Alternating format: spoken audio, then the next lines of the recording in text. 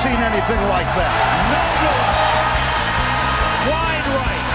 Little roller up along first. Behind the bag. It gets through Buckner. Here comes Knight, and the Mets win it. Oh, the band is out on the field. He's going to go into the end zone. He's going into the end zone. The Bears have won. The Bears have won. Oh, my God. You believe in miracles? Yes. It's the Davey Mac Sports Program, where we talk to sports and other stuff, like medicine. That's right. Speaking of which, I should have known better to go to a doctor who is a duck. Turns out, he's a quack. I'm the musical director, Roy Harder, and here's your host, Mr. Eastside David McDonald, everybody. Let's hear it for him. There he is. Thank you, Roy. I'm buddy. just going to skip right over your inane introduction that you did this morning that you may or may not have stolen off the internet in the Dad Jokes website. Okay, you may or may not have stolen that. That's all I'm going to say. But it is the Davey Mac Sports Program on a Monday, January 12th, 2026. The best sports show going today. I'm with Roy Harder, the musical director of the program, Bobby Tamburo, the producer of the program, and special guest, one of the OGs of the DMSP. She is back, ladies and gentlemen. Put it together, Flutzy. It is me. Nobody's clapping. What is this? Guys! As I instructed you, we don't want to be talking and clapping when the other people are talking. So just chill if we lay out. Otherwise, no one can hear anything. See? No, but it's wonderful that things haven't changed. That it's like 5 years later, and with all due respect, I don't mean this as an insult, but you're as stupid as ever. Excuse me. I thought we were doing a clean show, okay? Is the word stupid a curse word? I think it's offensive. Listen, you are wonderful. You are an intelligent person. Tell everyone how many degrees you have. This is true. How many degrees do you have? 3. In what topics? Whatever. Subject. Biology, chemistry, and music. Okay, so when I call her stupid, it's just friends ball busting. Yes. Wink, wink, nudge, nudge. I mean, yeah, that's what it is. It's just friends ball busting. It's not anything. I didn't say 30 seconds before the show, hey, no clapping when the other person's talking, because otherwise you mute the other person. And literally within 15 seconds, he's like, how come nobody clapping for me? David, don't you understand that I like attention? This is what it's about, okay? That's why you're on the show. Robert. Can I just ask, does playing music at concerts, doing drugs, and hooking up with guys count as biology, chemistry, and music? Is that what we're counting our degrees in? Okay, Robert, I'm the one. I get to attack her. You, the lowly producer, can't be attacking the guest. You. I need to leave. That's it. No, you don't. You're staying because we had, folks, a wonderful episode with Flutzy. Was it the first episode of 2026? And then this is one of the weirdest things ever. Everyone's audio was recorded except hers. And it was like, what the hell? So we said, Flutzy, don't worry.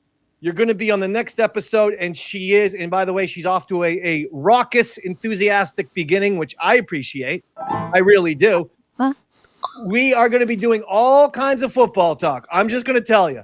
It's going to be football heavy. We're going to have some fun. We're going to do some videos because I have a lot to say. And coming up, we are going to be playing a Flutzy game where she is going to play the flute. And we will guess the song that she plays. What is the genre here? Because sometimes we do movies, sometimes we do TV shows. What are we doing today with the flute game? So today, keeping it sports focused and centric, we are gonna guess the theme song for one of our football teams. Ooh. In the NFL. I like this. I like it a lot. All right, excellent. So we're set up. Let's go right into the program because I can't take Ryan Clark anymore. I won't. Whoa. No, sir. No, what did sir. he do now? What an airheaded, two-faced clown Ryan Clark is. He goes on ESPN and says if Josh Allen doesn't win the Super Bowl, his legacy is tarnished forever. Now, if anyone has watched the NFL this year, you would know that this Bills team isn't as good as the last few years of Bills teams, which have been really, really good. You also would recall that year in and year out, Josh Allen plays insanely well in the playoffs. And then Sean McDermott, the head coach who's supposed to be some sort of defensive guru, allows his defense to choke the game away. Remember the game where Allen took the lead against the Chiefs? And it was 16 seconds on the clock, 16 seconds, and they couldn't close it out. Mahomes made a couple throws, then a timeout, long field goal, game went into overtime, and ultimately the Chiefs win. How the hell is that on Josh Allen's shoulders? The point being, hey, Ryan Clark, does Josh Allen coach the team? Does Josh Allen play defense? Is Josh Allen the kicker? Because unless Josh Allen does all of these things, I don't know how you sit here and say, if the Bills lose, it's all on Josh Allen. When CBS showed a graphic, and it almost felt like they were directly replying to Ryan Clark when they showed what Josh Allen has done in the postseason. Yards per game at like 300 yards per game. Number one, a touchdown to interception ratio. He throws like 7 TDs to 1 pick in the postseason. You know what that ratio ranks? Number 1. And he's got a few other number 1 categories. So in other words, Ryan Clark tried to get out here on ESPN, lie to everyone, and pretend that, if Josh Allen, if the Bills somehow lose, that it's all Josh Allen's fault. And Josh Allen's a choke artist. What is going on with ESPN? What dimension is Ryan Clark living in now? In what plane of reality does any of this make sense? Cam Newton agrees with him. I can't take that guy seriously. Look at him with the top hat and the silliness. And he looks like he would be like a old-timey, like Wild West mayor. Like he would be like the mayor of Tombstone, Cam Newton, with how he dresses, with the old-timey hat and the coat and the thing and blah, blah, blah, and the timepiece. And it's too much, Cam. Either you're a Wild West mayor or you're some sort of WWE manager from 1989. Honestly, it's a terrible look. And I have these two bozos putting it all on Josh Allen. Robert? Ryan Clark won 1 Super Bowl in his career with the Steelers as a defensive back. So obviously the comparison isn't as great, but look at Cam Newton. Maybe the guy does understand not winning a Super Bowl tarnishing your legacy. I'd argue what tarnishes your legacy more is not diving on the fumble right in front of you in the late game when you have a chance to win. You know what I mean? Like, if we're talking about tarnished legacies, maybe look in the mirror. Yeah, there was a fumble in the Super Bowl with Cam Newton, and he didn't dive on it, and he's been getting criticized for years because of that. But look at what Josh Allen does to the Jacksonville Jaguars. Okay, he goes 28 for 35, throws for 273 yards, a touchdown, no interceptions. He also runs for 33 yards and 2 touchdowns. So 3 TDs overall, 28 for 35, no picks. But the Bills won, but they barely won, 27-24. The point being, if Trevor Lawrence doesn't throw that pick, somehow the Jags go down the field, score a touchdown, and win the game. How the hell would you have said that was Josh Allen's fault? Because by the way, I was expecting a Sean McDermott-led defensive Buffalo choke job. So they got the interception off of Trevor Lawrence to seal the deal, end the game. Fantastic.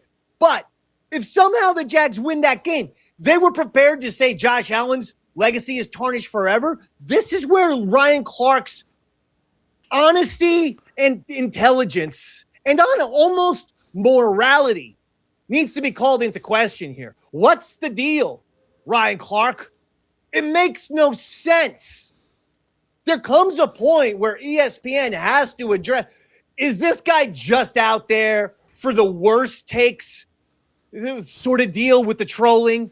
And ESPN is going to be happy to get, again, this is always a short-term game with the buzz because, yeah, Ryan Clark's dumb comments, they you take them off a First Take, you put them on Twitter, you get all thousands of likes or this or that or comments. But you know what ends up happening? Long term, you drive people away.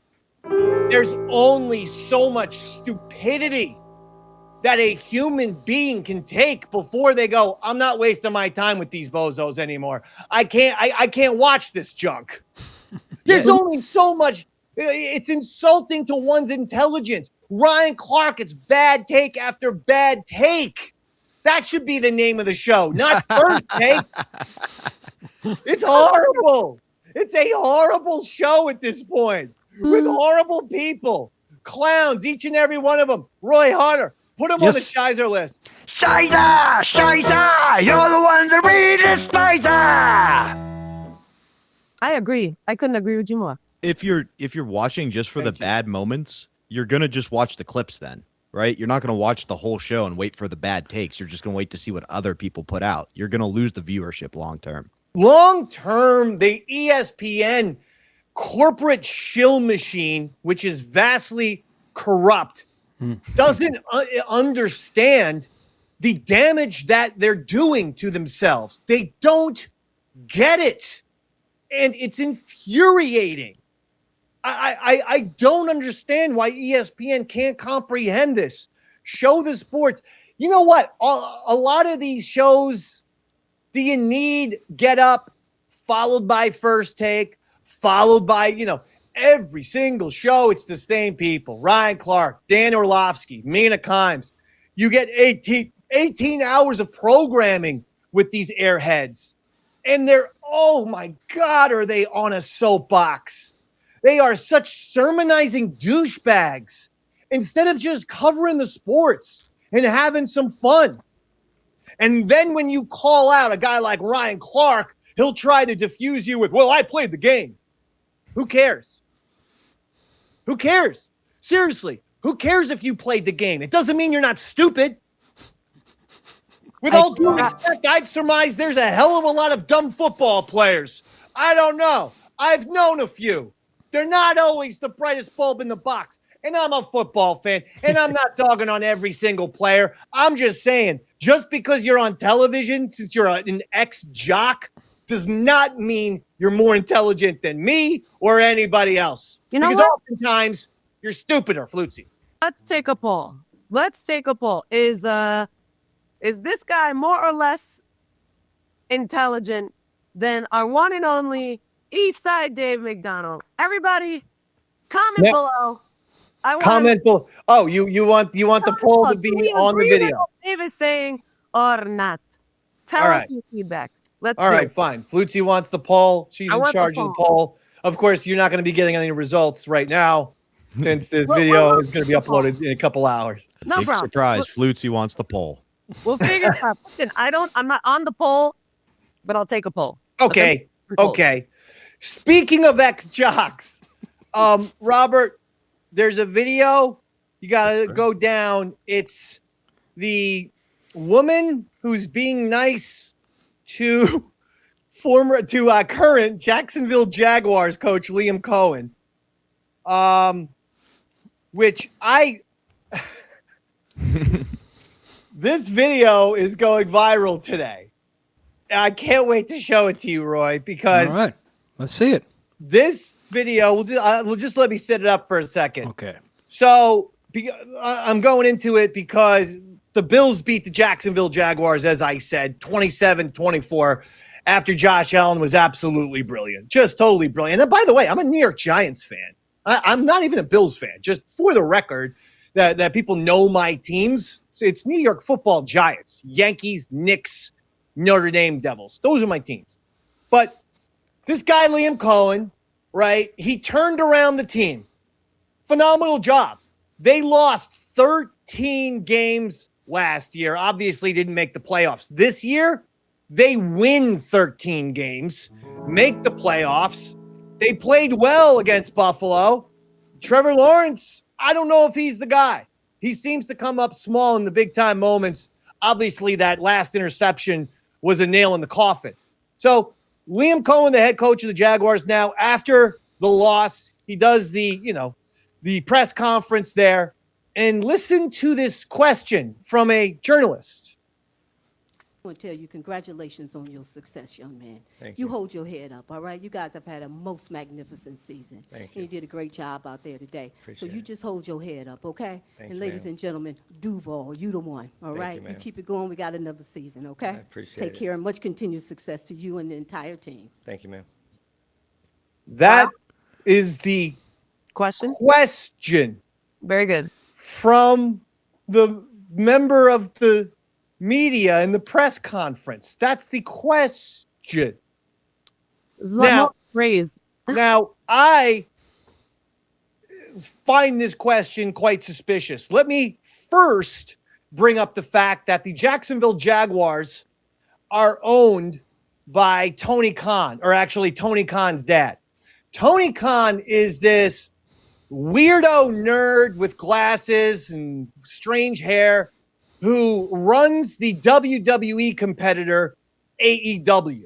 Okay, he is literally the boss, the guy who's in charge of that alternative wrestling league. Okay, Tony Khan also runs the Jacksonville Jaguars. Now, I find it very coincidental, if not downright suspicious, that if you've watched any of these post-pay-per-view AEW press conferences, for some reason he calls them media scrums. I don't know why he uses that jargon instead of press conferences, but whatever. If you just look at the AEW media scrums after their pay-per-views, the press conferences, it's one quote-unquote journalist, wrestling journalist after another who completely ball washes Tony Khan, AEW, and all of the wrestlers. Oftentimes, these AEW media scrums, the journalist gets up there and compliments them for a minute and a half before asking the most cream puff question imaginable. Like, so what are the plans for the future? Like, hey, Tony, great show. Great stuff tonight. Everything was great. John Moxley's amazing. Chris Jericho's wonderful. What's the plans for the next pay-per-view? That's an example of AEW press conferences. Now, I'm thinking, you know what? It's pro wrestling. I find the AEW media scrums to be completely worthless because of these softball questions. And let's be honest, these non-journalists who get invited into the room because they're going to kiss Tony Khan and AEW's ass. Now we go to the Jacksonville Jaguars, and after a playoff loss, the same team that's run by Tony Khan in a press conference, you're getting the same type of journalistic, hey, man, don't worry about it. You did a good job, coach. You did a great job. Keep your head up, coach. What the hell is this? Very close there. Number one, and because I took Journalism 101, and I got an A+ at it. Of in course Monmouth you did. University. If you don't believe me, look up my transcripts. In fact, you don't have to look them up. I'm going to send them to Robert after the show. Ask him. You can ask me. Yeah, I don't think it's going to make it in the video. We probably shouldn't put that out there. A lot of personal information on that. I'm not going to put out the transcripts, but Robert will at least verify on next week's episode that, in fact, I got an A+ in not only Journalism 101, but Journalism 102. Face.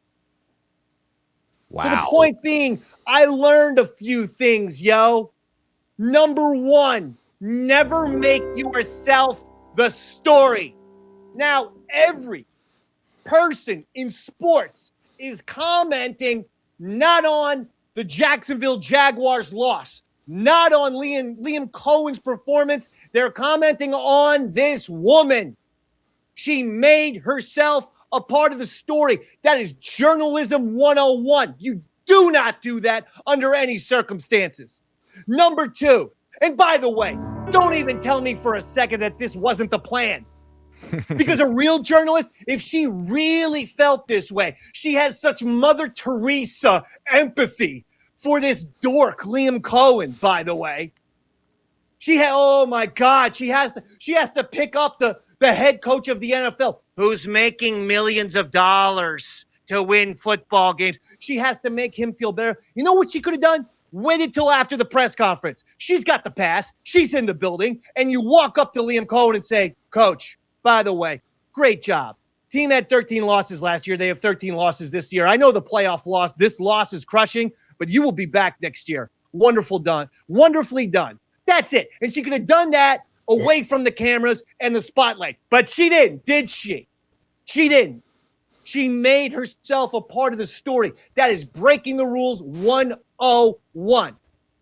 Number two, now you have everyone who's trying to be cool going, the old guard media is against this woman for not doing her job at the press conference. Meanwhile, the new guard media understands blah, blah, blah. Specifically, I've seen Craig Carton say this. I've seen now Pat McAfee say this. Specifically with McAfee. Uh-oh. This is why ESPN should not be employing only ex-jocks. And if you look at their airwaves, outside of Amina Kimes, they're all former players, folks. And what do former players, what do current players, what does anyone who played the game, what do they hate the most? CTE. Criticism. Because they want to be on that pedestal. They want everyone to see them as a superhero. And when you rightfully take shots at these arrogant narcissists, they get insanely defensive. So, of course, Pat McAfee would go out there and be like, well, if you have a problem with what this occurred in this press conference, you're just a hater. McAfee, shut the hell up. No, for real. This is the type of thinking that leads to propaganda. I'm not even going into a political direction. This is the type of thinking where journalists, where people, where interviewers, where show hosts can't get actual substantive answers. Because the second you bring any criticism, or just forget about criticism, critical questions, the second you do that, it's, oh, you're a hater. You're a hater. It's so lazy. It's trite. It's cliche. And it's a tired ass way to deflect the fact that sometimes athletes, media members, coaches do deserve criticism. Don't try to silence and censor me with this lazy label of you're a hater. Oh my God, I see right through you. And by the way, here's another lazy thing. It's not that serious, bro. I'm sure there's some douchebag on this very video who'll go, it's not that serious, bro. Hey, douchebag. Instead of saying douchebag, let's say keyboard warrior. Hey, keyboard warrior. I find that offensive, David. Right? Hey, jerk. Hey, jerk. Tell me you're a passionless dullard who is an absolute bore, who has no excitement in his or her life, who doesn't bring fire into what you do. I believe in carpe diem. Seize the day, boys. As Robin Williams said in Dead Poets Society, I believe in it. I believe that when you're into something, whether it's sports or Star Wars or wrestling, etc., that you care, that you want to bring your passion for it. Don't get passion confused. I know that at the end of the day, if the Giants lose, it's not going to affect, I'm not going to die. I know, we all know that sports isn't life or death. Don't play. Don't condescend me. Antagonistic bastards, don't condescend me. I know that Star Wars doesn't matter at the end of the day. It's not what but I will say this. You know what? If you make a living doing sports, if you make a living doing sports shows, you're goddamn right you should treat sports seriously. Yes, you can have the perspective that sports is not as important as, let's say, war, as a conflict in the Middle East. I understand. What do you that mean, sports- David? Yes, it is. Shut up when I'm ranting. I understand that sports isn't that important compared to those things. But it is important to some people, at least people with passion. And by the way, you know what some of us use sports as? The society is filled with so many horrors these days that some of us stay away from the news because we don't want to be depressed and jump off the George Washington Bridge. Because every time I click on the news or go on Twitter, I see 8 more awful stories or videos of people getting murdered or this or that. And at a certain point, it's insanely depressing. So some of us, and I'm very familiar with what the ancient Romans called it, bread in circuses as a way to distract the people from everything else. I'm volunteering for the bread and circuses because modern day politics and modern day society have driven me insane and make me feel depressed. So I actually care about sports because it's something that's a joy to watch, like my other things that I enjoy. So you can't go around and say sports isn't important.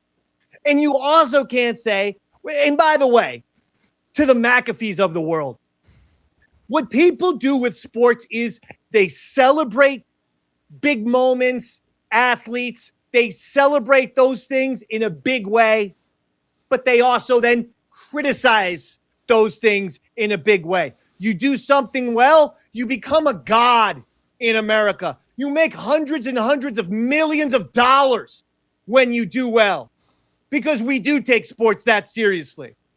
So then when you don't do something well, you get a little criticism. But it's always the ex-athletes who want to silence you and want to shush you with this kind of BS. You guys are just haters. I'm not stupid. You can't gaslight me and manipulate me. Ryan Clark, Pat McAfee, and everyone else at ESPN. Scheiserless. Scheiße! You're the ones that we despise! Sorry, Flutzy. I'm sorry for yelling at you. I apologize. But you have such an amazing talent of interrupting me when I'm on like a Roddy Piper rant. It's incredible. You know what? I just thought you'd break it up a little. No. Okay. Stay out. Let the Dave man operate. Larry. I'm going to give you time. Don't worry. That's all right. No. Well, let's play your flute game. Right now? Yeah, I want to hear it. It's about ladies football. and gentlemen. And this is for everyone to partake. Guess that football team.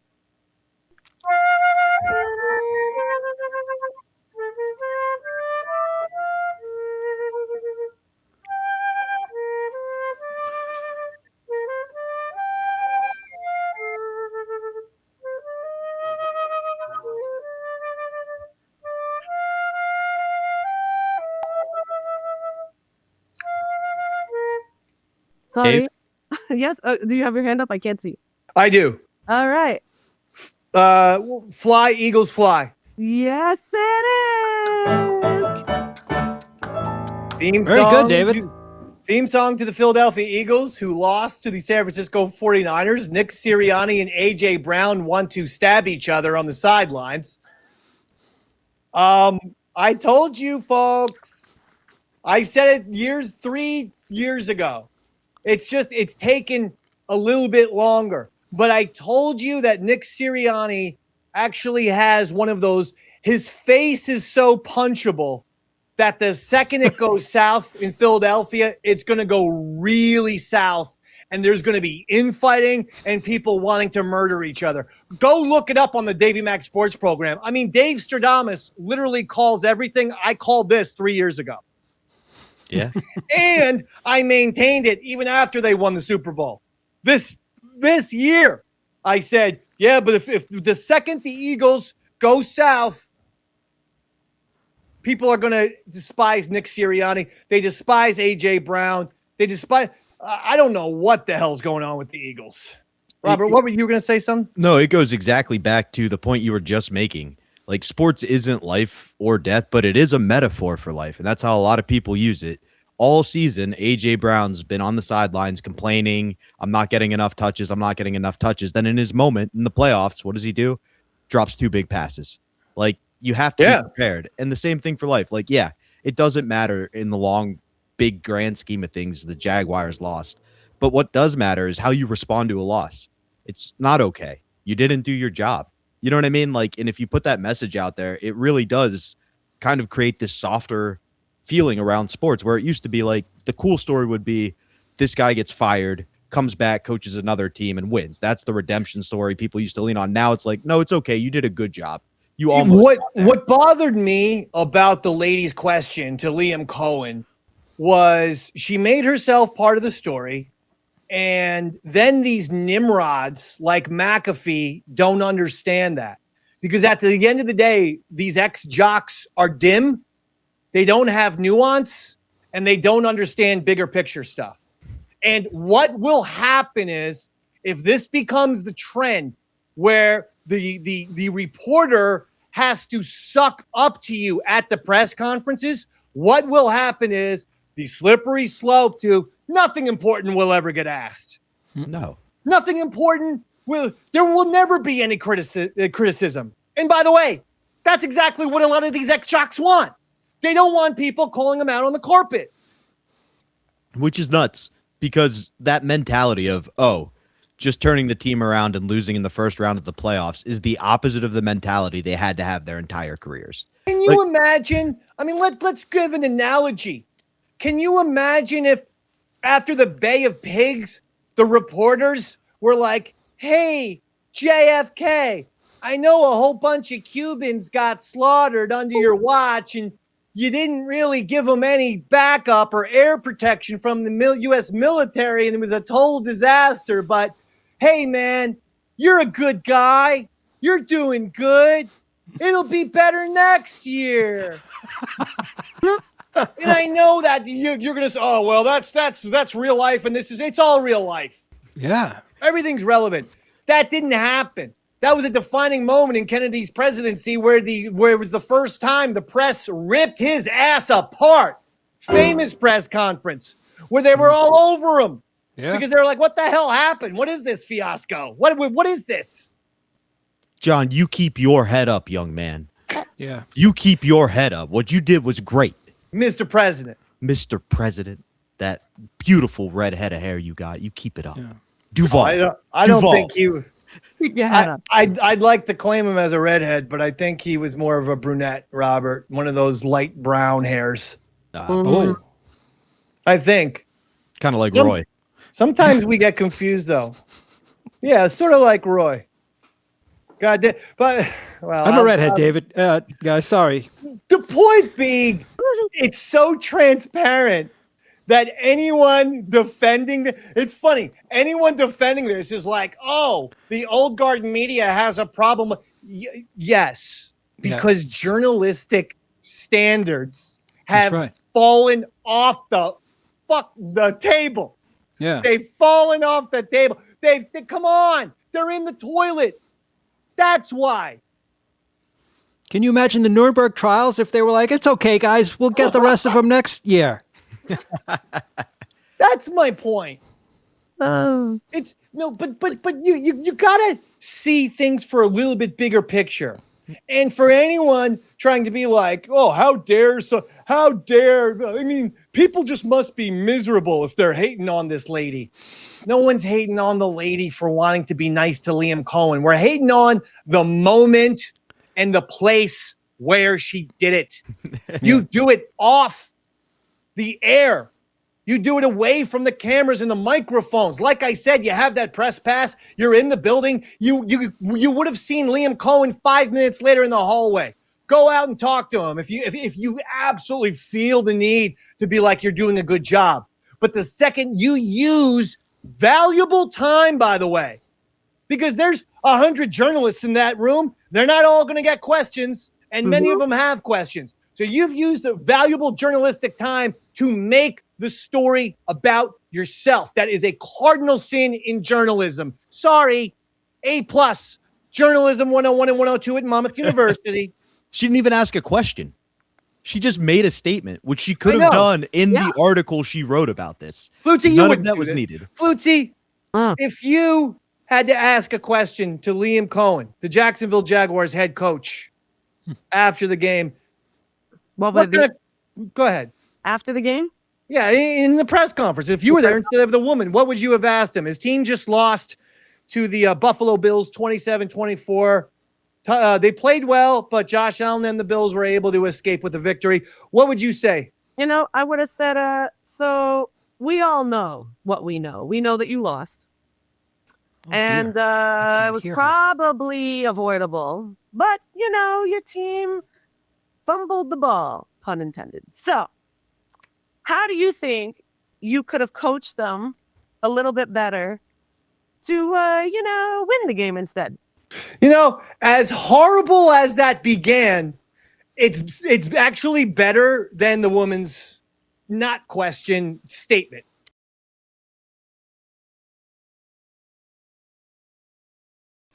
So the bottom line is a lot of people don't want to be questioned. A lot of people want to be these superstars, especially the ESPN personalities. And the second you give them any criticism, they want to shut your freedom of speech down. And the way to do it is this passive aggressive, antiquated, lazy label of haters. And I'm disappointed in Craig Carton, who I thought was better than that. And that to me, it seems like he's just trying to seem, I don't know, young or something. It's not old school media, folks. It's not the old media guard. It's the way things need to be done, because as we keep learning in the United States of America, this isn't a political statement. This is just an everything statement. There is such a thing as a slippery slope. And the second press conferences become, hey, you have to compliment the athletes and coaches. Hey, it's all about complimenting. Then we're done. Then it's just sports propaganda. And it legitimately becomes the WWE. Then you're actually making it feel more like, the crazy paranoid people who think that the NFL is rigged or sports is fixed. Roy Harder's one of those people. That's right, buddy. Yeah. You're giving them, those people have an actual sort of point. Yeah. Because press conferences don't become, hey, coach, what were you thinking about this? Or, hey, why didn't this work? Or how about just saying, hey, Trevor Lawrence, is he the guy? Do you think you still believe as strongly as in Trevor Lawrence going into next season when he's got Daniel Jones numbers? And he had a nice playoff win, but now he's 1-2. And to me, he's actually the poster boy of nothing special. Mm. The only thing that Trevor Lawrence has got going for him is that dopey long hair. Like Samson. Where, he looks like he should have been the bassist of Alice in Chains. It's a little flat and greasy for my tastes, It's not like it's voluptuous blonde hair. Well, so was, the guys in Alice in Chains, too. Jerry Cantrell. You ever see his hair? Very flat, very greasy. Yeah. No, I was agreeing with you. It's not like he's Sunshine from, Remember the Titans, where you're like, oh, that's some hair. Right. I think a lot about men's hair. I don't know if you can tell. Okay. You want to attract it, Now, Flutzy. Yeah. We haven't. Now, we did talk to you last week, but you were not on the show. You mysteriously disappeared from the January 5th Davey Mac Sports Program when it was time to put out the episode. And by the way, folks, if you want to think of how much we love you and how hard we work, we legitimately lost an episode, cried for about 2 straight hours, and then got back on the horse and did an entirely new episode because we wanted to give you a new episode. That's it. That's pure love. That's true. That's putting the audience above us. Passion. Oh, I'm sorry for having... Don't take it so seriously, dude. See, that passion that I have is why we did that show. Most people, you do an hour and a half long episode and it gets lost. They're like, you know what? We'll see you next week. I can't do it. It's very depressing when that happens, when you have some technical glitch and everything is shot to hell. But instead, Roy, Robert, and I were like, let's get on the microphone. Let's do this. Oh, we did it the next day. Mm-hmm. And we did invite Little Miss Christmas. Sunshine, but she called out because she was feeling ill. It wasn't feeling good. I was so upset. I was really trying, guys, but Well, you know no, what? you're here now, and that's why I'm thanking you. This feels a little ESPN press conference-y now, Dave. I know. Dave, ask me a question. How would you ask me? If I asked you a question, Yeah. I would first ask you the question, what's wrong with you? I think that's an all-encompassing question that could, solve a lot of things.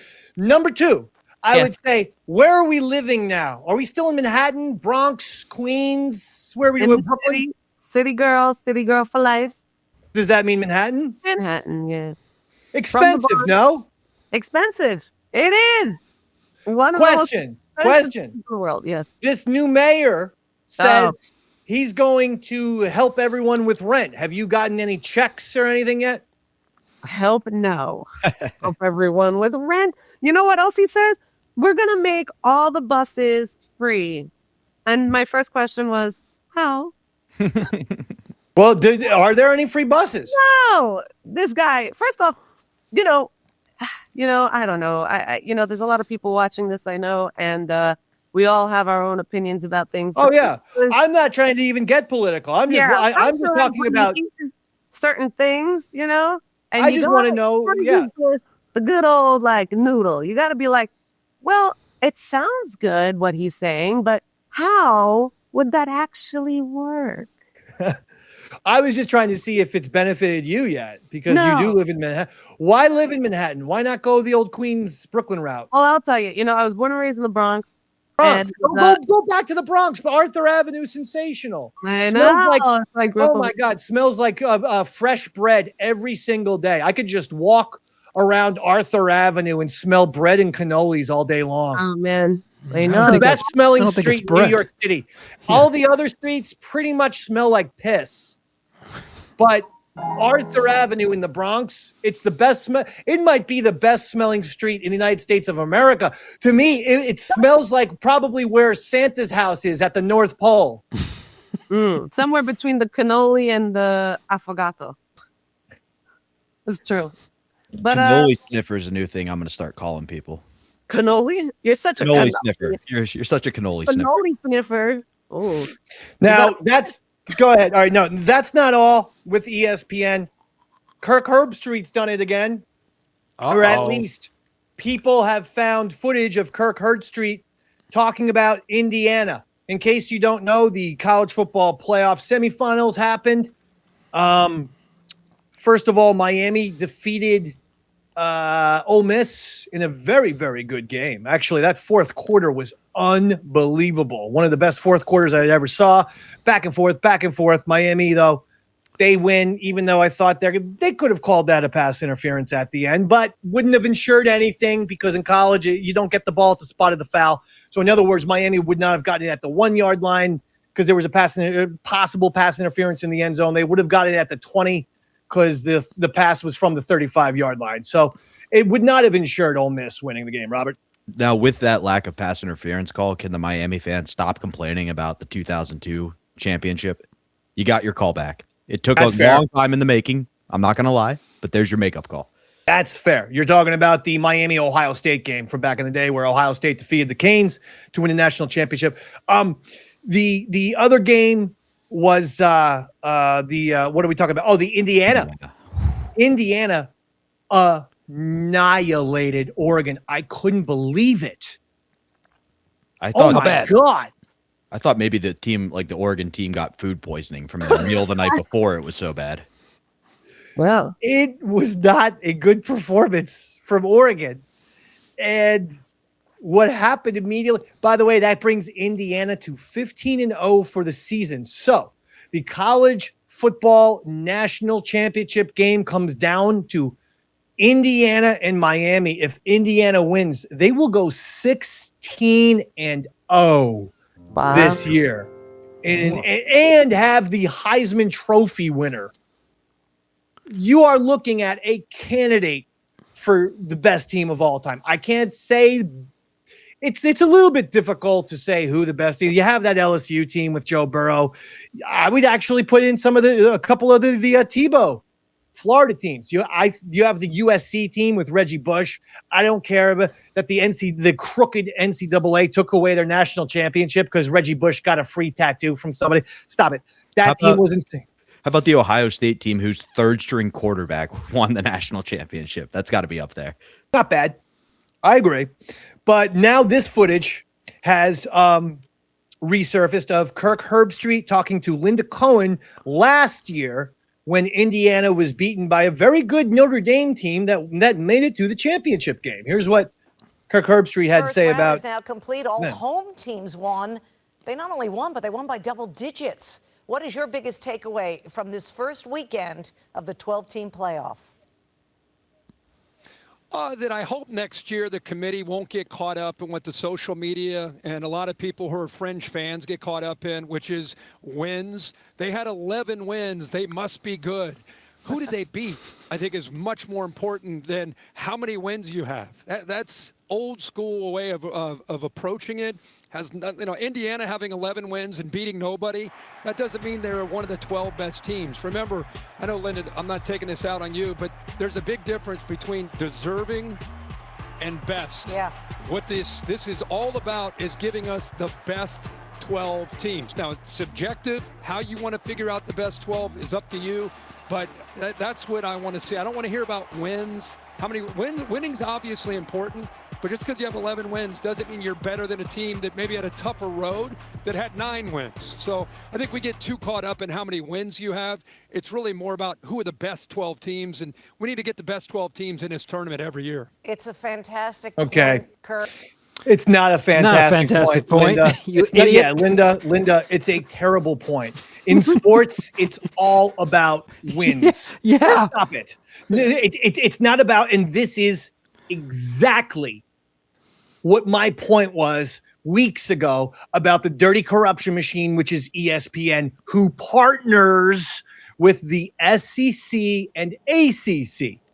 And they don't partner with the Big Ten. Oh, mysteriously, what conference does Indiana go to? Oh, they're the Big Ten. Big Ten is partnered up with Fox. ESPN, though, who is basically in control of the selection. Let's just be honest. They do the rankings every Tuesday night. They have this exclusively. They also have exclusive coverage to the selection day when the selection committee reveals who the 12 teams are that make the playoffs.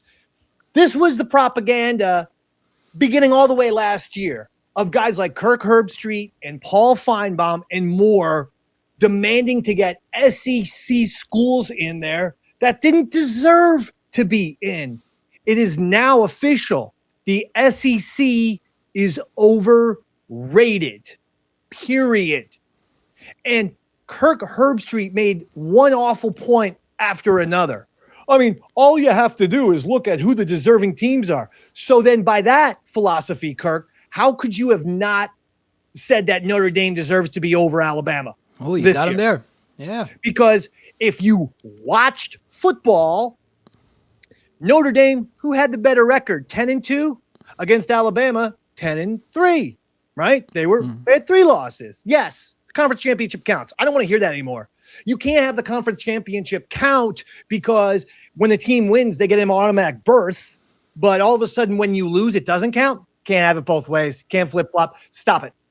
So it does count because it gives teams automatic berths into the tournament. So it counts. Alabama got destroyed by Georgia. They were 10-3.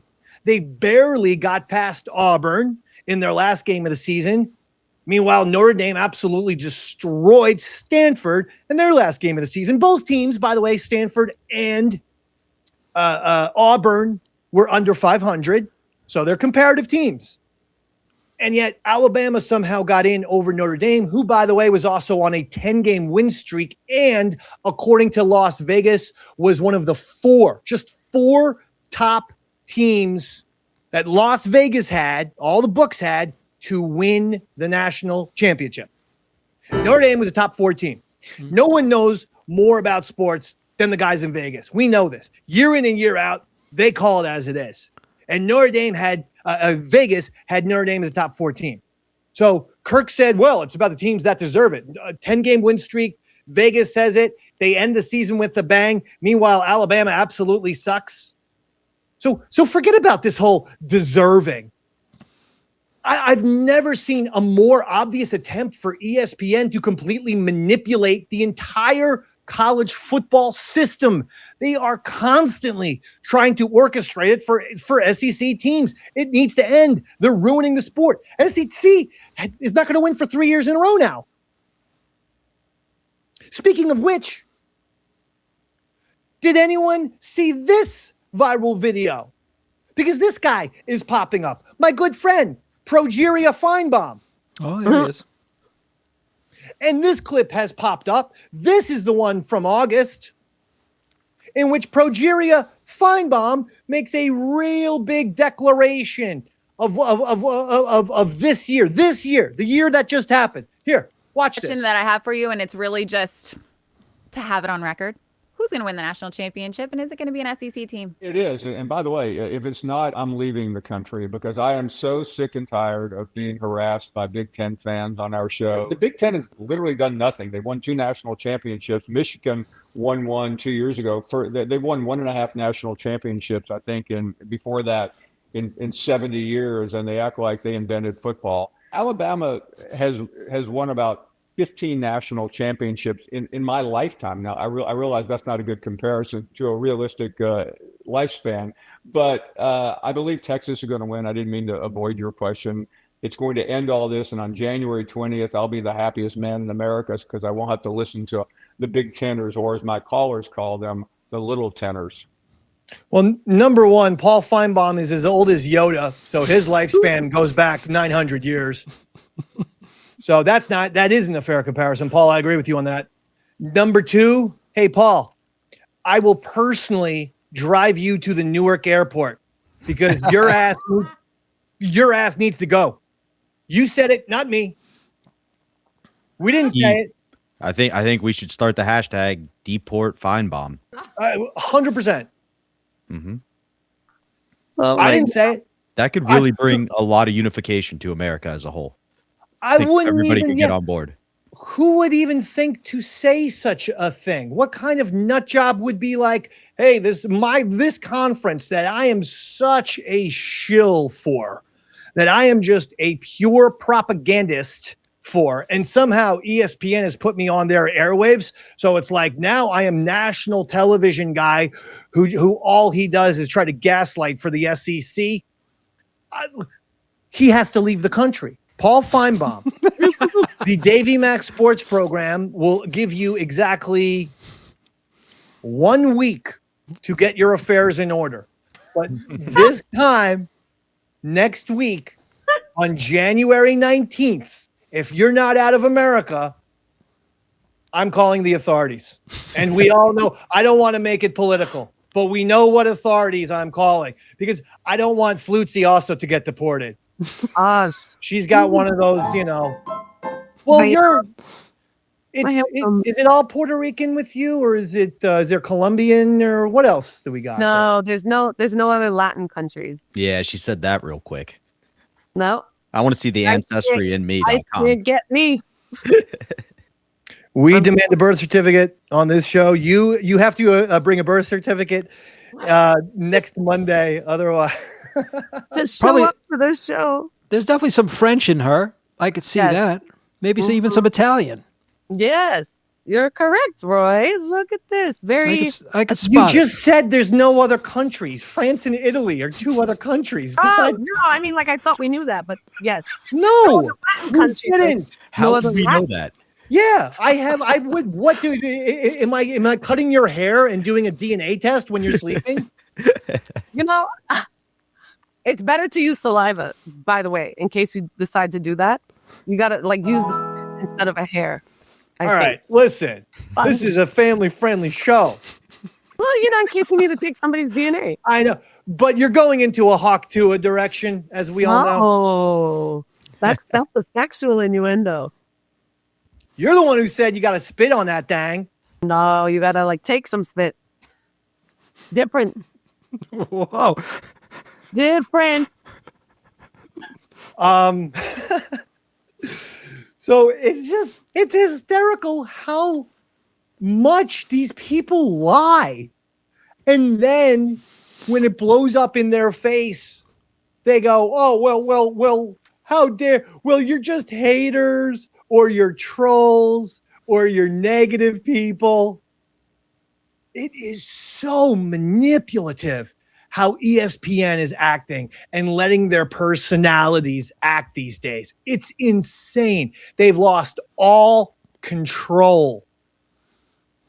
I personally don't blame Paul.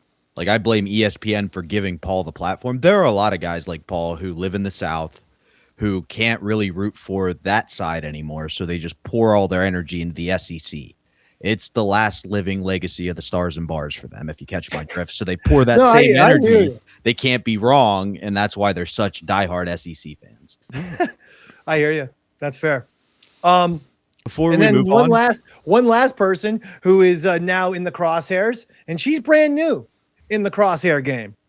Her name is Nicole Briscoe. She's an ESPN Sports Center. I'm going to call her a shock jock because after Miami defeated Ole Miss, she's going to do the highlight. And for some reason, she just can't say congratulations to Miami. Let's see who she takes a shot at. Briscoe and Eves, hello, Notre Dame. Hello, are you there? No, they're not. But Miami still is, and they're going to the title game. Is that too soon? Yeah. Speaking of the U, we look back at the greatest collection of talent in college football history, all while getting you ready for the Ducks and the Hoosiers. Sports. Thank you. It's right now. Thank you. Yep. The edgy lady. Ooh, I'm edgy. I'm going to take a shot at the nice Christian school because I'm low self-esteem, insecure lady who has to be a shock jock. And screw you, Notre Dame. By the way, dummy, it's not about Miami. It's about Alabama. Notre Dame needed to be in over Alabama, period. And these ESPN guys are intentionally burying their head in the sand or up their ass and pretending that this whole thing is Notre Dame versus Miami, who should be in, when every Notre Dame fan is screaming from the mountaintops, no, why did Alabama jump over Notre Dame when they struggled against Auburn and Notre Dame killed Stanford, and then Alabama backs up that bad performance by getting killed by Georgia? How did they jump over Notre Dame in the rankings? How? Doesn't make sense. I'll tell you how. It was to ensure Alabama, SEC partner with ESPN, made the tournament. Okay, Nicole. So you know what, Nicole? Sweetheart, this is your first entry on something called the Shizer list. Shizer, you're the ones that we despise. That's a little Lucy, I female. immediately contacted ESPN and I said, please fire Nicole Briscoe, signed a Notre Dame fan. P.S. If you really want an insane dope in the 8 o'clock Sports Center, get Louisa. That's me. That's right. I mean, myself once again because no one else is gonna do it. David.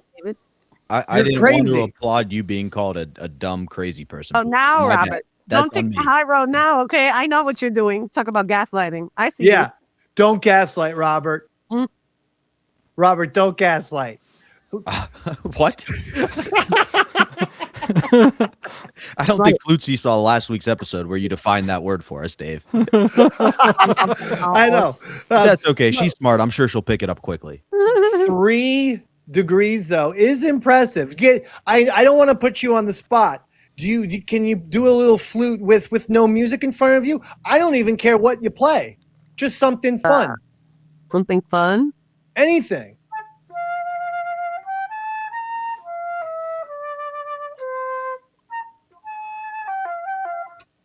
That's beautiful. Was that a real song? No. Oh. I mean, it can be turned into a song. Anything can be turned into a song. Well, that actually worked for me. That could be the beginning of a Jethro Tull masterpiece. I hear some guitars. Right? Do you have any songs that you know at all off the top of your head that we could play another round of guess the flute? Any song? No, I mean I don't store these in my head like that. So like, no, but I mean, let me just go to no, I'm not. No, I am a terrible, but no, I'm a terrible musician. Well, I mean, I play the drums, but I mean, with guitar and piano, I can play Star Wars. Roy Harder can play songs off the top of his head. You know why? Because he's a professional musician. Yeah, like I'm not playing things over and over again where it's like crazy. Roy, do you know any songs off the top of your head that you could play and we'll guess? I know every song, David. Give me one. Sylvia's Mother. Something by Pearl Jam. Okay. Okay, hold on.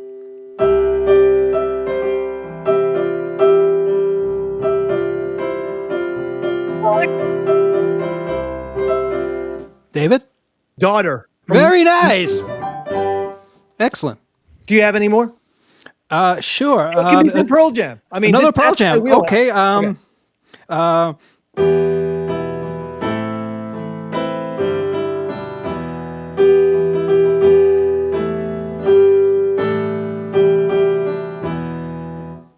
Anyone? That's from Pearl Jam? Not at all. I just wanted to throw you guys off the track a little bit. But I could play another one that you may actually recognize. Wait, hold on. What was this? It didn't come out the way I expected it to, David. That's why. Hold on. I'll play you a real one now. Let me think here. Sometimes you and Flutzy are like battling each other for like who is the most similar to a One Flew Over the Cuckoo's Nest character. You and me against Dave. You and Rob. You standards. Yeah. Okay. Go ahead. Pearl Jam. Okay.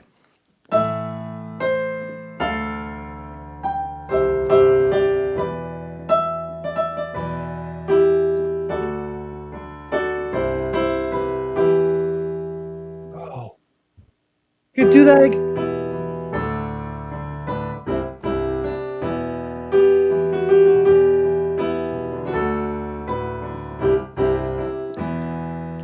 This is gonna kill me. I don't know it yet. Oh, come on, dude. It's their biggest hit. Okay, wait, don't say anymore. Play it one last time, please. One last time, please.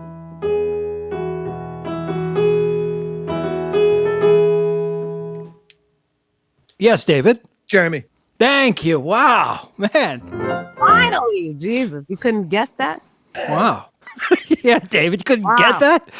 I thought it wasn't ever going to happen, actually. I like that Dave was like, Roy, play a band that only I know, not Robert Flutzy. I like how Flutzy's now giving me crap, and that's fair. Yeah. I mean, that's what we do. Before we move on from showbiz, baby. Go ahead.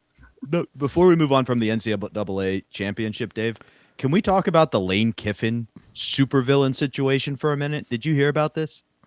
That he was rooting for Ole Miss? So the night before, so he was the coach of Ole Miss, if you don't know. He took the job at LSU. The night before their game, he called and was like, hey, wide receiver and tight ends coaches that I said could stay? I need you guys to report tomorrow. I didn't. I had heard that he was letting them coach the game. He let them stay up until the night before. Now, he did leave the offensive coordinator who calls the plays. Wow. He let him stay, but he took the other two, which is kind of a super villain move. He's Lane Kiffin, especially with Nick Saban gone. Lane Kiffin is the Dr. Doom of college football these days. That's your Darth Vader. He is the ultra heel. So I got to ask you, Dave, if you were in that position. Yes, you took a new job. You're not coaching Ole Miss. You asked if you could stay to coach the championship. They said no. But it is the only SEC team left, the division you're in. And that's going to carry a lot of money going forward for the whole division. What would you do in that position? Would you let your coaches stay? Now, the other thing to bear in mind is the recruiting window closes very soon. I would have gotten, I would have taken all, I hate to say it, I would have taken all my coaches. The day I got the LSU job, I just would have said, guys, you're coming with me.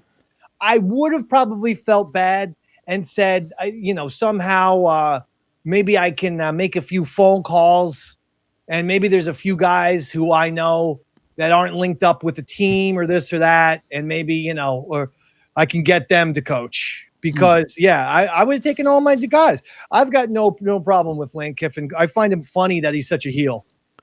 I just don't think he's that good of a coach. This is the one place he won, and he kind of screwed them over on his way. Oh, we don't know how far they would have gone. I mean, that was a incredible game with Ole Miss and Miami. If Lane Kiffin's there, do they win that game? Do they possibly knock off Indiana? Oh, a lot to think about. But let me also just tell you one thing when it comes down to football. So we know that Indiana is going to play Miami in the college championship. In the pros, the Rams beat the Panthers 34-31. Great game. Bears came back against the Packers, who absolutely choked. They were up 21-3, and the Bears beat them 31-27 with an insane fourth quarter. Bills beat the Jags 27-24. 49ers took down the Eagles 23-19. Patriots defeat the Chargers 16-3, and Steelers play the Texans tonight. I want to discuss the fact that, the Bears came back. They did defeat the Packers, but this Ben Johnson was Dan Campbell Jr.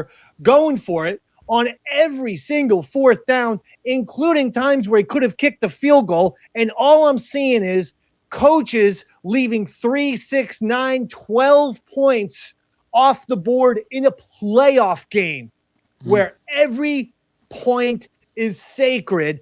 You're seeing way too much going for it on fourth down. I've been saying that for a while here, but this past weekend, it was glaringly obvious. Some of these guys are going to lose the game. Some of these guys, it's going to affect their careers forever.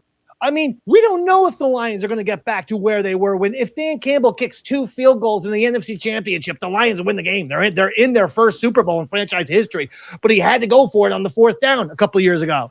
I mean, we need to pay attention to trends, coaches. Kicking, whether it's punting or field goals, it's not cowardly to do so. Plenty of times it's intelligent. I watched Tom Coughlin in the Super Bowl, the second Super Bowl against the Patriots, kick 4 field goals. Giants won the game, folks, because every time there was a chance to take the points, he was taking the points. Why? Playoff football, points are at a premium. You start stacking up those field goals. It's not just 3 points. It's 6. It's 9. In the case of the Giants, it was 12 points.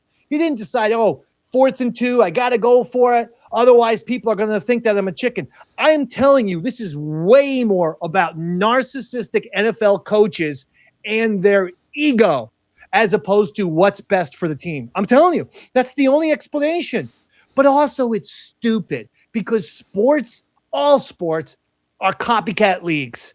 All sports, there are trends. So hear me out. If everyone is constantly going for it on fourth down, let's see, folks, don't you think defensive coordinators are coming up with special now fourth down packages and schemes and strategies that they never show in the rest of the game, and they only save for fourth down as a countermeasure? If sports is based on war, which they say it is, then everyone is doing the fourth down. That means defensive coordinators are thinking of are thinking of ways to stop it on fourth down. And they're not showing those defenses throughout any other part of the game except for fourth down, which is why you're now seeing fourth downs fail all the time. No one's getting these fourth downs.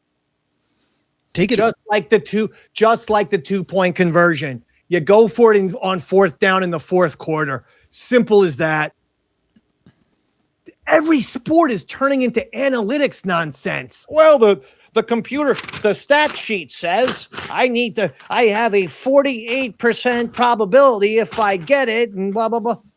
Stop it, doofus. If you need a better example of his ego, just look how he celebrated after beating the Packers in the wild card round. Like, he celebrated like he won the Super Bowl. You remember all those stunning images of Bill Belichick screaming and running and dancing on the Ben field Johnson you're talking about? Yeah, absolutely. Yeah. The famous story it was a little much. He did the crazy handshake with Matt LaFleur after the game where he ran right past. He shook his hand real hard, but sprinted right past him. He didn't stop and say, good game. Like that's all you have to do is stop for like literally 3 seconds. Good. Look the guy in the eye, shake his hand, good game. And then you're on your way. And instead, he did a flyby, barely touched the guy's hand and ran past him. It was an odd look for Ben Johnson. I do agree on that one. The phrase I would use is act like you've been there. Don't act like this is the craziest thing that's ever happened in your career. Pretend like you've won a playoff game before. Speaking of act like you've been there, you know who's been there a lot? Kyle Shanahan. This guy might be the greatest coach of all time because not only is he winning games, he's winning games when his entire team is getting injured because they practice next to a power plant. You can't. This seems like a Simpsons segment. Wow. I couldn't believe it. But there's a gentleman who's an actual physician and scientist. I'm going to give you exactly what he said. He said, quote, low-frequency electromagnetic fields can degrade collagen, weaken tendons, and cause soft tissue damage at levels regulators call safe. So in other words, even though the regulators are saying, hey, if you're next to this power plant, you're not going to have some Simpsons-esque three-eyed fish pop up. Like, you're not going to get that. But what can happen is prolonged exposure can weaken your bones, your tendons, your body.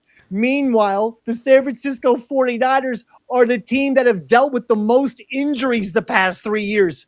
What absolute imbecile put the practice field not only next door, practically underneath a freaking power plant.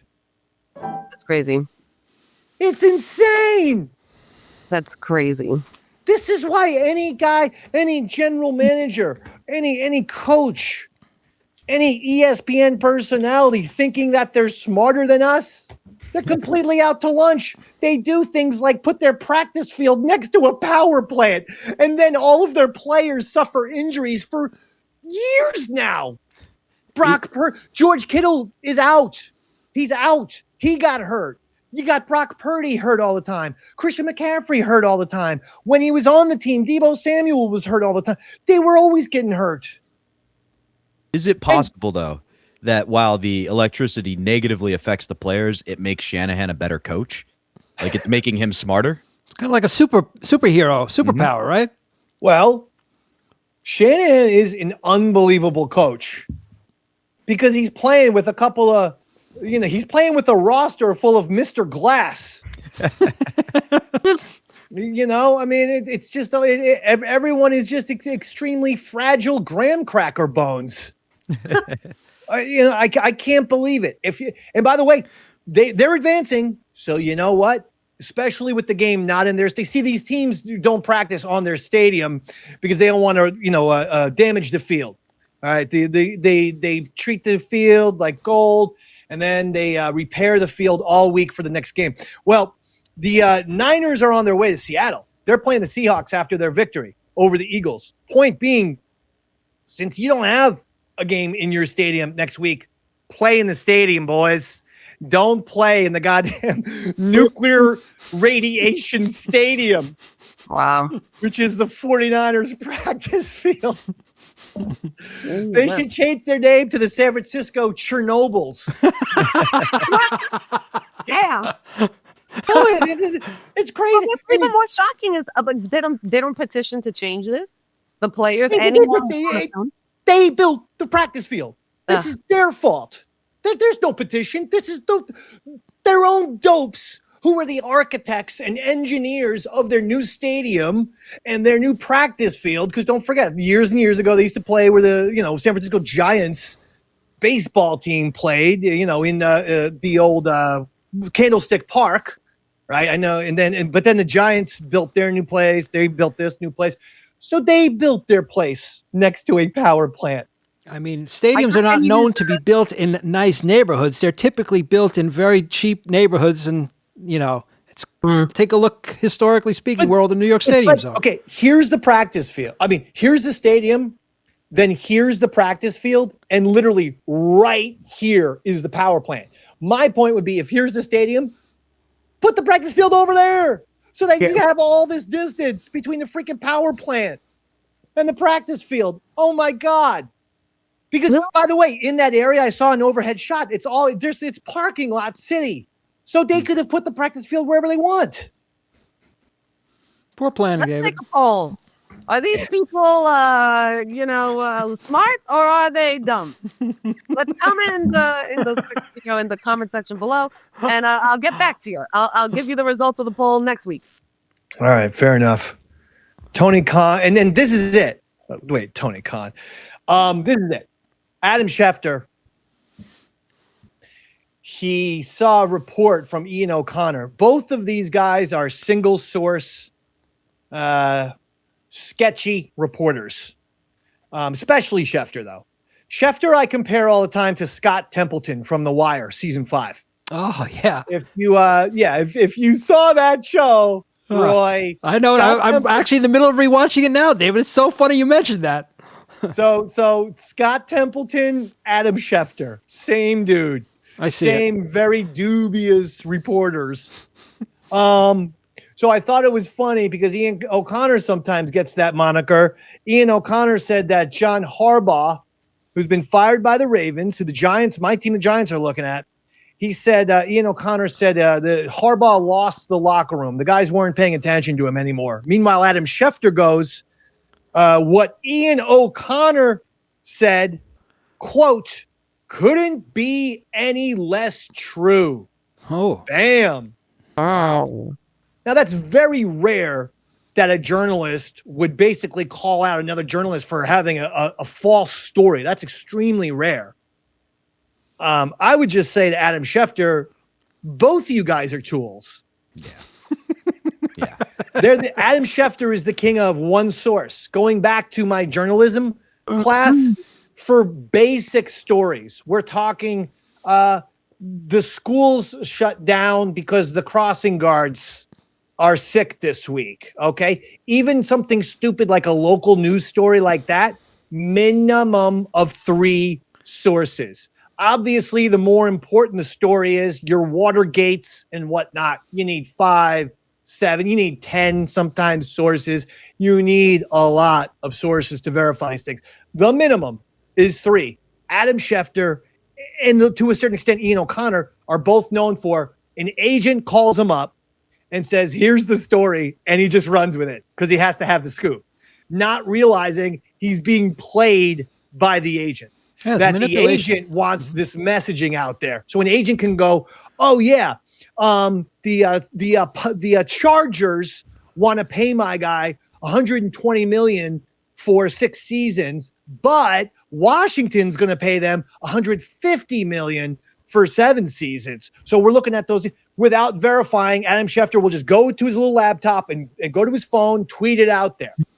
He doesn't call the other teams. He doesn't call multiple people from the Chargers. He doesn't call multiple people from Washington. He just, boom, tweets it out. That's called being used, Schefty. Can we talk about the most perfect example of him doing that? Yes. Where he preemptively announced Tom Brady's retirement and forced Tom Brady to play another season and win another Super Bowl because he preemptively. Well, he didn't win. He didn't win. We gotta get the story straight. But he did preemptively say Brady was out after year 2. And yeah, a lot of people were like, Brady might have just come back because Schefter never called him. The other thing that Journalism 101 taught me is if you do a story on someone, you must, not you should, you must call them. They might very well say, I declined the comment. You then put it in your article. We reached out to Tom Brady, who declined to comment, but he didn't do that. Schefter never called Tom Brady. So you're right, Robert. He took a source, he went with it, and Brady's like, why wouldn't this douche call me? I would have told him I'm coming back for year 3. Or he probably was going to retire, and because Schefter did that, that's the speculation, is that's why Brady played a 3rd year. And by the way, what network, what evil, immoral, corporate, soulless, grifting corruption machine does Adam Schefter work for? Oh, I believe that would be ESPN, David. ESPN. So it comes full circle. I'm not trying to do an anti-ESPN show all the time, but at the same time, ESPN is so prominent in sports and their influence in sports still is vast.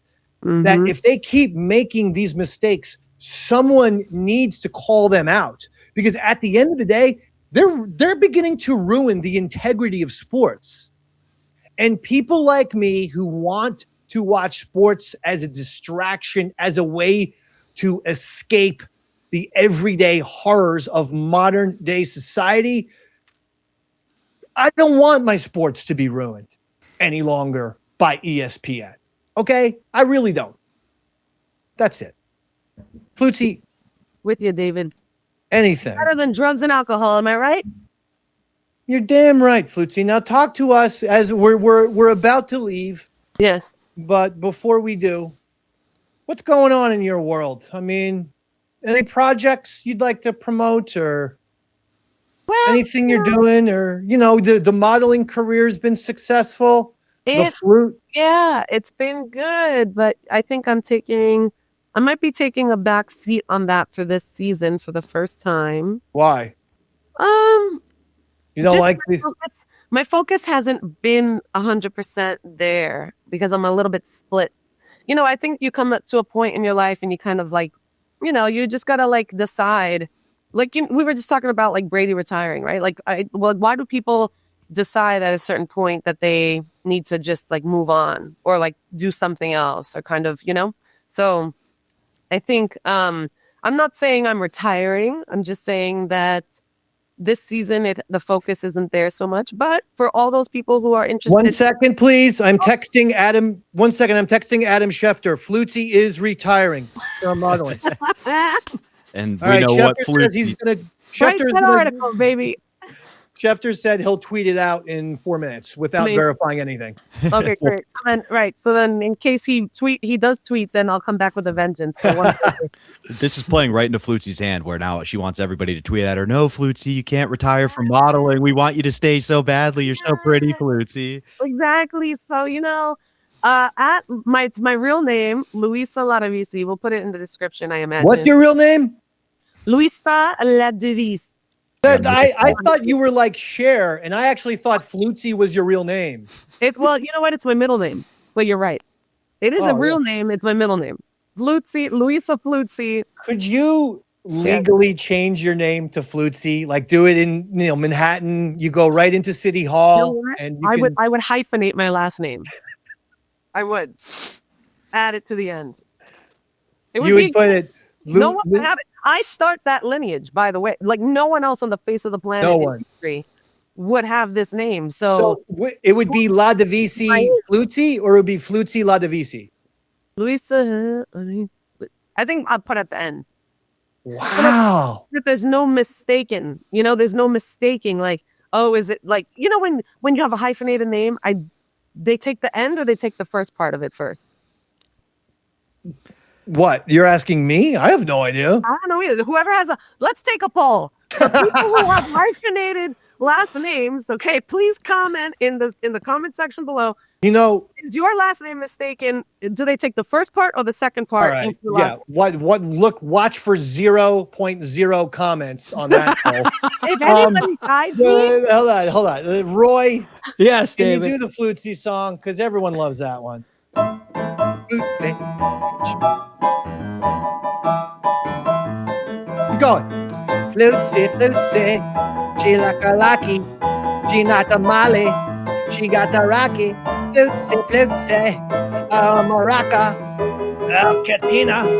El Corona. Flutzy. Oh, muchacho. Oh, bruto. Oh, the knuckles. You ever watch Narcos and be like, hey, that's my cousin? No, we ostracize these people. We don't deal with these people anymore. Robert, Yes, please. February 6th, I am at the Laughingstock Comedy Club. Come out so I don't have to eat a bullet. Oh, I like this. This is a poster? Yeah, scan that QR code, baby. $20-something for tickets. It's me and a bunch of friends. I'm doing 45. I so love come QR out. codes. That's something modern that the Dave Man can get into. It's so much fun. It's like, oh, now it's like a fun little treasure hunt where I'm clicking on codes and oh, look at this. It's a website to my phone bill. What? $600? Now I am realizing most people will be watching this on their phone and won't be able to scan the QR code I put in. So that might be a flaw in the system. I think there might be a way around that these days. You can actually take a screenshot of this, and then I think you could either press on the QR code in the photo, or there are certainly apps that if you have a photo of a QR code, like it'll scan it. So there are ways around this technology. That's nice. I like that. I've got I've got a new iPhone 17. So that probably works on this phone right here. Could be. You try it out. Just All screenshot it. Screenshot it first. Get it as a photo. Roy, anything? David, this Sunday, January 18th, I will be playing with Torpedo. It's an early show at US Brews in Huntington, Long Island. It's a 4 p.m. start up until around 7 or 8 p.m. till we get tired. Me, Awesome. Shauno, and you know the boys. Listen, I always tell everyone, Torpedo, unbelievable band, unbelievable rock band. Roy Harder, Sean O'Barry, they kill it. Obviously, their Pearl Jam cover band, PJNY, I can firsthand say is excellent. Best Pearl Jam cover band I've ever seen. Oh, thank you, David. Ever. Thank you. I appreciate that. Better than Pearl Jam. Final tallies today. Roy Harder, 200 points. Robert Tamburo, 202 points. We were taking points? Flutzy, 275 points. Today's champion, and because Around the Horn is off the air, and my nemesis, Tony Reali, is deceased on the ESPN airwaves, I've taken over this format. So the ultimate champion today, put him together for Flutzy.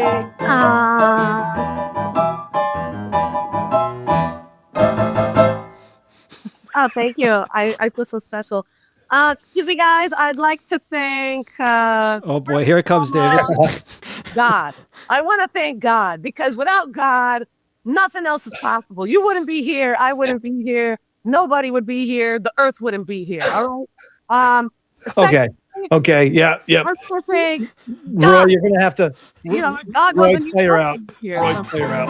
Yeah. Oh, that's the music. Oh, sorry. That's the Academy Orchestra plays the music. That's not us. That's up to the Academy Orchestra. Okay, folks, listen. Thank you all for watching and listening, and stay tuned. Plenty of exciting things on the horizon. For Flutzy, for Bobby Tamburo, for Roy Harder, my name is Eastside Dave McDonald. This is the Davey Mac Sports Program. Good night, everybody.